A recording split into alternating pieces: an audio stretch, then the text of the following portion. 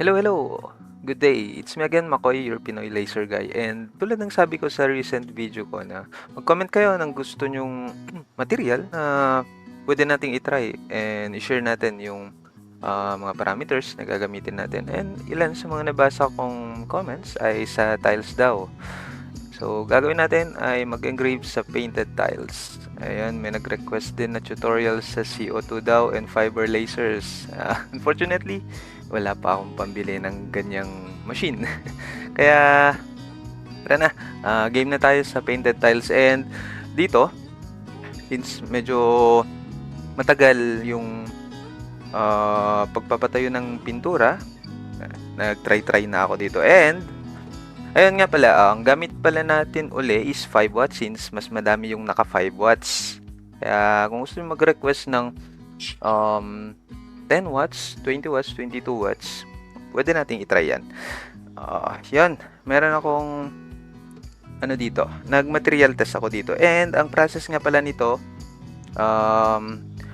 tig 2 coats ng white yung base nya, primer, then gold. Yun lang kasi yung available na color na nasa akin. Ayan, medyo hindi lang pansin yung pagka-gold pag sa camera. Pero gold po yan. And white, gold, and black.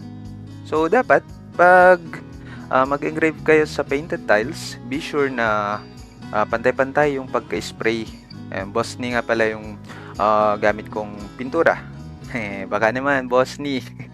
And, ayun, ordinary tiles lang to.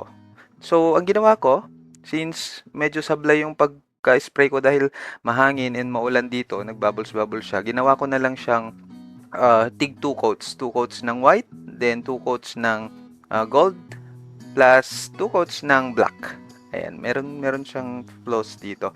Kung kung goods naman, uniform naman yung pagka-apply nyo, pwedeng yung white lang yung 2 coats. Pero kung white naman na yung tiles na gamit nyo is pwedeng one coating lang ng white. Then, yung isang color, actually, kahit ilang color yung gusto nyo basta mag-material test kayo. And ito. So, ginawa ko, ito yung nya, ng material test ako. Pwede nyo i-screenshot to, then i-try nyo na lang din. Ayan. Yan. Tapos, and after ko mag-material test, syempre nag-testing na ako. And papakita ko yung actual na pag-engrave natin ng image dito. Siguro, ang gagamitin na lang nating image is ito. Yung dati. Yung ginamit natin sa Basewood dati. And start na tayo. Be sure na naka-focus din tong natin. Itong laser module natin before tayo mag-engrave. Ayan.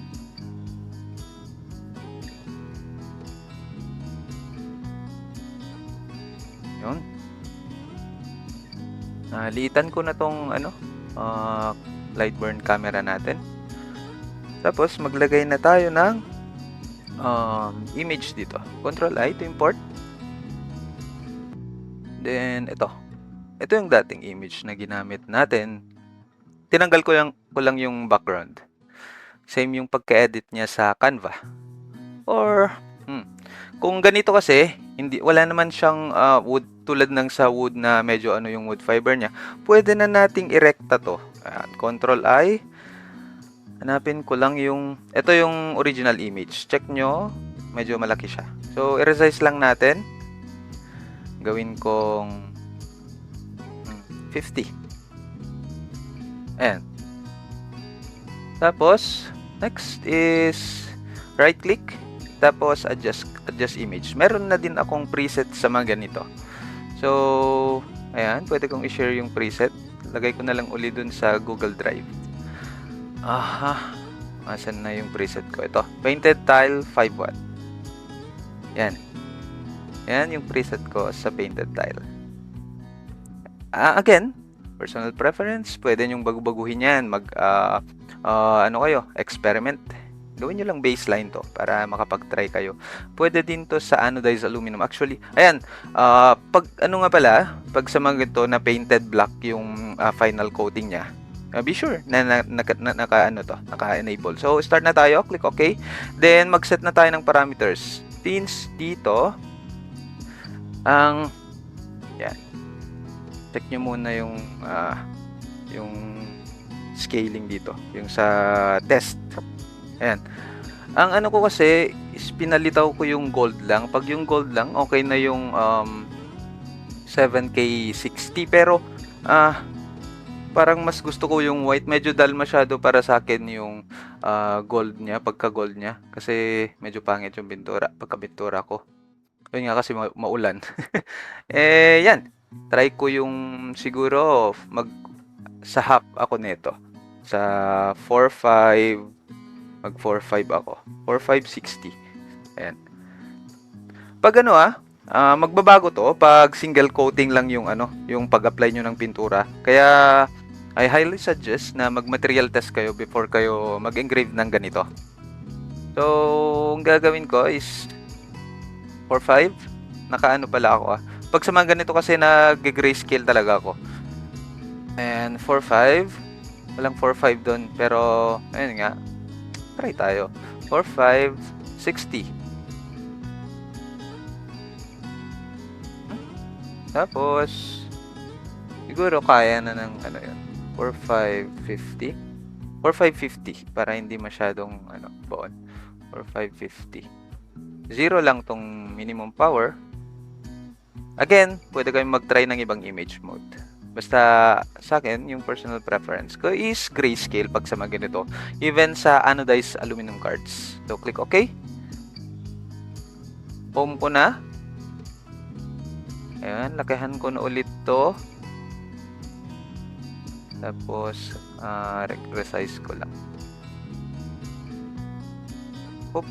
Ayan. Frame ko na. Ayan.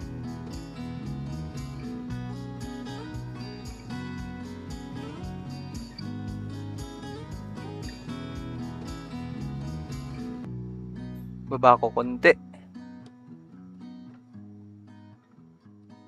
Hirap nang hindi ko magamit ng mouse. Frame again. Ayan.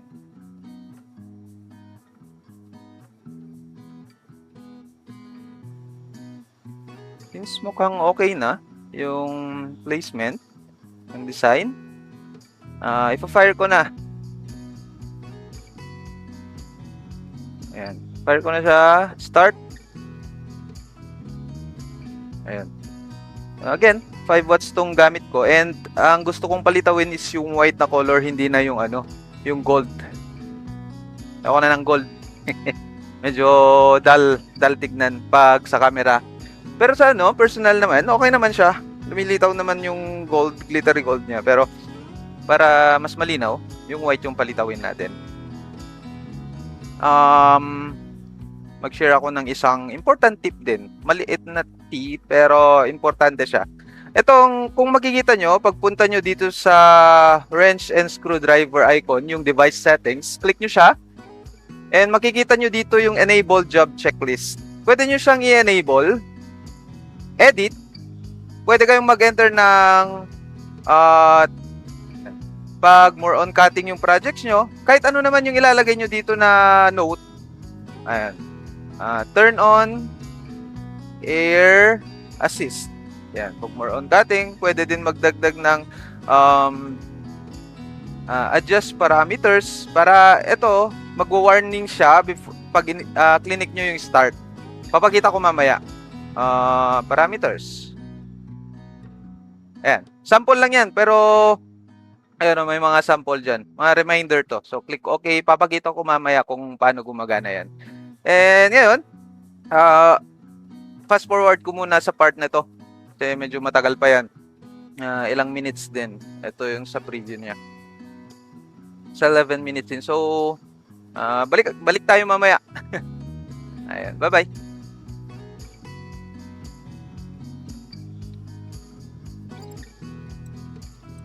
Ayun. Mukhang tapos na. Stop ko na. Tapos naman na dun sa ulo nila. And stop. Tapos, papakita ko na siya sa inyo. Ayan. Ito yung naging output natin. May gold part siya. Ayan. Meron. Ayan. Pero hindi lang masyadong pansin sa ano, sa camera.